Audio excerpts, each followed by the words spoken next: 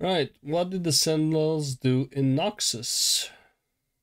Okay. Let's see. Comics. Originally, I was only planning to cover the first one because there were some really interesting But Hawaii.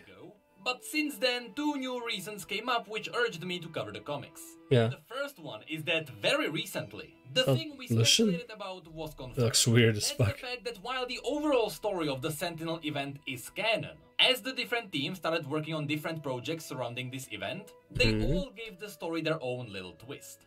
So, because all the different details in this story change from media to media, those might not be necessarily considered canon. With that said, it was confirmed that because the visual novel has by far the most details in it, that version of the story is the closest to canon, despite that one still containing a lot of different mistakes. And lastly, it was noted that as the different projects give their own spin to the story, they also change the mood of the story. So while the cinematic and especially the comic are very serious, that's why the visual novel is more lighthearted. Regardless, all of this is still the first reason why I want to cover the comics. It's because, just like all the other versions, this one is canon as well, and because the comics actually have their serious tones, I consider them being more canon than the visual novel. But the other reason is that tomorrow the visual novel will unlock its finale. So because everyone will essentially finish the story, there is no point in me covering what is happening in all the different regions since everyone already knows about that. So instead, after the story concludes, I have no idea. The complete story of the visual novel, trying to keep it as canon as possible. This video got installed, I guess. Weird things happening in it. Anyway, that's born. enough for the introduction. So now let's have a look at what we actually learned from the new comics. Part 3 is focusing on what happened to Senna after Lucian freed her from Thresh. At the beginning, the comic essentially shows us what we have already seen in the cinematic, but here Senna actually has some more dialogue. She talks about the ruined king, how he's coming and how they need to prepare to fight him, while Lucian has no idea who she's talking about. Of course, Senna knows about Viego because of Isolde. But interestingly enough, after she explains what's happening, just like in the previous chapters, here, once again, the shot sneakily shows Thresh in the background. At least, that's what Thresh is supposed to be. And that's because, throughout this story, the comic is hinting that Thresh is plotting something all along. Then the comic cuts to Demacia, and it confirms that what happened in Demacia happened only weeks after the cinematic. So things were moving pretty quickly. From this point on, the comic essentially shows us what the visual novel showed us. But here, the characters actually act in their own character. First, just like in the visual novel, Lucian is shocked because essentially his home is being destroyed.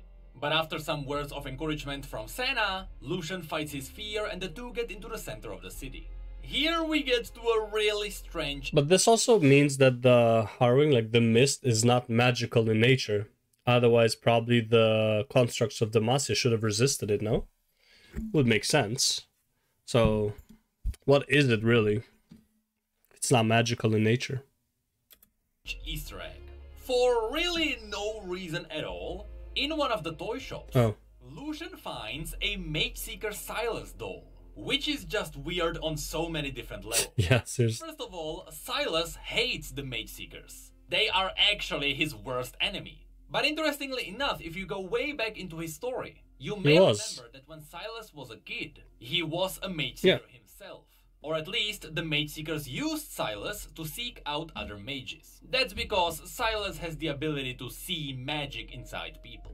But what's weird about this image is that we have no idea why it's there. The story is canon, and it's not like this would be some random Easter egg in the background. The it would make no sense. We notice that Lucian picked up a doll that looks like a Mage Seeker Silas. So if you ask me, even though this is really unlikely, I wouldn't be surprised if this was some kind of a future teaser. And I don't mean that Silas would join the Mage Seekers. I don't know, maybe it's some kind of a demonic doll. Who knows, maybe this is a teaser of future Shaco rework. Maybe he can transform into dolls that look like different people. You know, this is an obvious over-exaggeration. Yeah, just a bit. Just a bit of an exaggeration. This was actually a secret teaser for something that's gonna happen in the future. But regardless, in the same shot next to him you can see Garen's sword, yeah. What seems to be a horse, and what I believe is a dog. The sword is a reference to Garen. The horse could be a reference to Lux. She's the one who got lost in the woods because of her horse, Yeah. and she was forced into using the light to defend herself from wolves. So maybe the horse is referencing Lux. But why the dog is there, I have no idea. Also, above all of those in the background, yes, you can also see Vayne. The mist then notices the sentinels and it rushes in to kill them. However, in the background, Vayne noticed the sentinels as well. And here is where we get an interaction that is far more interesting than what we got in the visual novel. While there, we met Vayne in an inn, here the sentinels meet Vayne in the streets, fighting the mist. At first she fired at a wraith that was near Lucian, which first of all scared Lucian, but then he realized that she actually saved his life. After which Vayne reveals that she was actually aiming at Senna. In her eyes, she was the main monster. Lucian then tried to argue that in case she didn't see, they were actually fighting the monsters, but Vayne didn't care. Monsters betrayed each other all the time. That's when Senna snapped a bit and she said that she's no monster, and that's where Vayne started talking in character, unlike what's happening in the visual novel. She didn't care what Lucian and Senna were doing, they were magical monsters regardless. That's when Vayne noticed that even after shooting the wraiths with her crossbow, they always come back. But after Senna vaporized them with her cannon, they just vanished. And so, after Senna explained that they were on the same side, with the difference being that the sentinel weapons can actually stop the wraith. Why did they change this from... Like, why give these different versions, though? One is like the inn, one is this, like... That's... Like, you're creating more work for yourself. This makes no sense. That's when Vayne calmed down. And after Lucian explained that they were actually fighting the Black Mist and they were looking for the ruined king, also, where's Gwen? Stu offered Vayne to join them. And once again, in character, Vayne accepted. But she added that she would only fight alongside them for now. After all of this was done, she was out. And this is a major difference from what we saw in the visual novel. There, Vayne just joined the Sentinels and she didn't bat an eye. While the real Vayne would be very cautious about dealing with anything that's magic. But why change it? That's where the issue 3 ends. Issue 4 then reveals something very interesting. Since this is happening during the 2nd chapter, because, you know, Riven and Irelia? And Irelia with them. If that's the case, where is Olaf? Or, more importantly, what about Gwen? Yeah, where's Gwen? Apparently, Gwen just disappeared entirely. Yeah. Anyway, in this scene, Senna talks about how the next day they would fight the ruined king. But before that, they would train with their relic weapons. They couldn't afford any mistakes.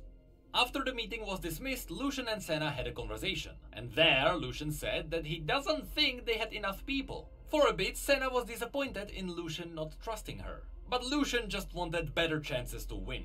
And since they only had one shot, he wanted to get more people. Senna argued that time was not on their side. They had to act quickly. And on that a bit confused note, the story goes back a few weeks, and it actually shows us how Riven and Irelia joined the team. Here the comic skips over the fact that they fought Draven in the arena, and they simply appeared in a Noxian prison. Here we get a cool Easter egg. As the Sentinels talk about how awful the Noxian Empire is, a voice from the other side of the cells tells them that some parts of the Empire were nicer than others. For example, plains of Dalamor weren't so bad. If you have a look at the map, the Dalamor plain is north of the capital city. And in fact, it is known to be on the main Noxian road that is heading to the Freljord. All the conquerors who travel north go through this place, with Droon being one of the main trade cities there. That's why it's not so bad compared to the rest of the Empire. It's because here people are not really that poor. Although, we should also mention that this is where Kled is doing his shenanigans as well. Anyway, in the comic it is revealed that the voice who said this was Riven. And she she so doesn't look like Riven. Like, she does, just because of the hair, whatever, but it's like, what the who drew this? Why are her eyes so evil? Fuck. She had escaped this place before, and she was ready to do it again. And here it is interesting to see that the comic actually follows what happened in the visual novel. There, we were the ones who called over the guards, and then you chose either Riven, Olaf or Vayne to take them out. Here, it is still the Sentinels who distract the guard, but it is just Riven who takes them out. After that, she gets the keys of the guard, she frees everyone else. Now she looks like Riven. Here, a somewhat of a strange thing happens. You see, the point of Riven's story is that the Black Rose were looking for her because they needed to get her blade at any cost. Apparently, Riven's blade is very valuable to the Black Rose. Okay. So, if that's the case, after Riven got to the capital city, with the Black Rose having eyes absolutely... Don't tell me she still has her weapon. Or like the weapon was stored nearby.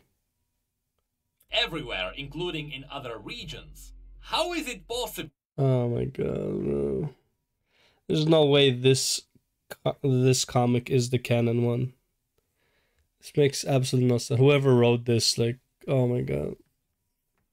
That while so bad. Was in prison, the Black Rose didn't bother to pick her blade up. They just left it there on the table, not even bothering about it. It kinda undermines the importance of the blade, and it's like it devalues the entire Sisterhood of War series. Which was pretty damn boring, but yeah, it still devalues it. Which were focusing on nothing but this blade.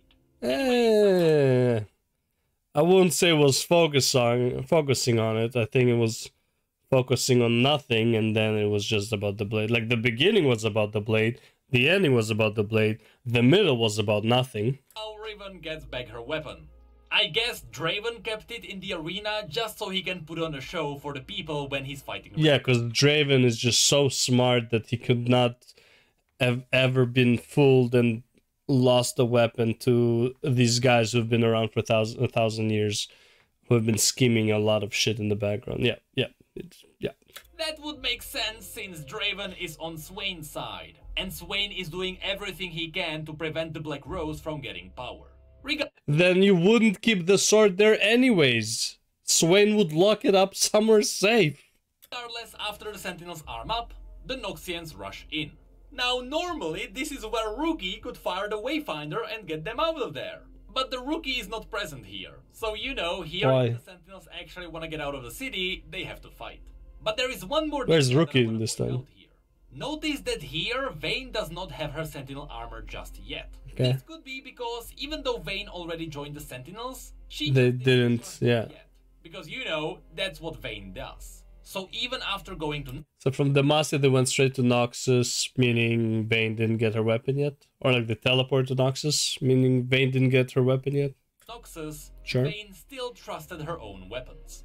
Anyway, then the... Well, it helps her in Noxus. Once again, here there is no Rookie in sight. So without that context, those who read this comic would just think that they traveled to Ionia on their own. There is no Wayfinder here. But still, they mention that every time they get to a Sentinel base, somehow it is always abandoned. And in this scene, both Riven and Vayne finally are armed with Sentinel weapons already. Okay, so in between it happened. Kinda... Okay, but where's Riven's actual weapon then? And again, this is... I also feel like... Wouldn't Riven's sword be able to fight the mist though? It's like... the rune magic and shit, like, isn't that enough? Because it's supposed to be like super fucking strong sword. You would think it can fight the mist, but whatever. Slightly strange. Definitely stronger than a Sentinel weapon, that it has so many created weapons. Meanwhile, there's only one Riven weapon that is just stronger than all the other rune weapons. I don't know. This means that Riven just tossed her own blade aside. Yeah, no. I really don't think Riven would ever do that. Yep, nope, doesn't make sense. The forest gets corrupted and it attacks them. The Sentinels fight it back and they manage to purify the animals. That's why then you can see the animals just flying away. That's when, coincidentally, Irelia appears. And she starts attacking Riven because she recognizes her from the war with Noxus. But of course, Senna steps in and she simply calms everyone down. After which, without any real convincing, Irelia herself decides that they can't fight it alone. And so, until the darkness is driven out, she will not fight them, and she will join them. But she will not forget the Butcher of Ionia, which, you know, is Riven. After this, the comic goes back to the present days, where everyone is practicing with their weapons, just as Senna said earlier on, because the next day they would fight the Ruined King. Once again, notice that Olaf is nowhere to be found, just like Gwen. And since that's where the comic ends, it makes me think that maybe in the next issue of this comic, we will actually get to the finale. I just don't understand why in such a short time they changed the story so much. Like the timing of events, the way they met Vayne, where's Gwen, Olaf, like... So it is possible so weird. in this comic. Olaf, Diana, Graves, Rengar, and Pike Jesus Christ. are not included at all. I really want to see how this works out for the overall story. Maybe so that's weird. why Wright mentioned that the visual novel is closest to being canon, because there the story included everyone. Yeah. Despite it not really being that accurate. From my perspective, honestly, since the main story is actually quite cool, and I like that it is canon, I think that besides Lucian, Senna, and Gwen, all the other side characters, which are all the other Sentinel champions, should be retconned. Just don't make them join the Light Sentinels. Only have Lucian, Senna, and Gwen fighting against the Ruined King. You know, Vayne makes sense as well. But the rest... Basically, yeah, the others are kind of like just extra, but like Vayne makes sense. Right? Like just the way they met her in the picture novel, whatever. But like the other ones, like... Shyvana also, I would say, makes sense, but she's like... She's not a Sentinel, so it doesn't matter. But like Riven is like forced, Irelia is forced, Olaf is forced. Don't need them for the story. But yeah, that is it for the comics for now. I am still excited to see how this story will end. The plot with Akshan is very interesting, and the story of Viego still has massive potential. I smell a plot twist at the end, and now it is gonna come down to whether the plot twist will be worth the entire event. Okay. That's that. Very confusing of like why they chose to change the story. It's like it's not like they changed the story like after years of and like retcon stuff. No, they changed the story like within like a few months. It doesn't make sense. Not even a few months. Like I guess a few months would be correct. But yeah, Jesus Christ, so weird. Anyways, that's the next one, I guess.